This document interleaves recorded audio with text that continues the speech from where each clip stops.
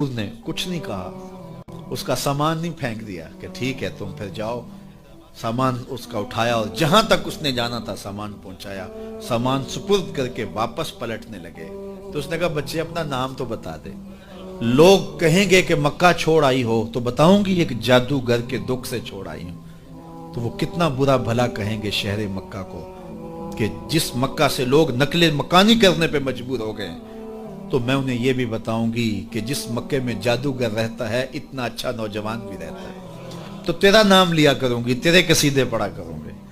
تو حضور علیہ السلام مسکرا پڑے، کہا بڑھیا جس جادوگر سے بھاگ کے آئی ہے وہ تیرے سامنے کر رہا ہے۔ اس نے کہا سچ سے آپ ہی محمد ہیں؟ حضور نے فرمایا نام میرا یہی ہے۔ تو اس نے کہا پھر آپ کا جادو میرے پہ چل گیا ہے، لوگوں کی خدمت کریں، بوڑھوں کے کام آئیں، دکھیوں کے کام آئیں، مصیبت زدہ کے کام آئیں۔ حضور یتیم ہو کے یتیم پرور تھے۔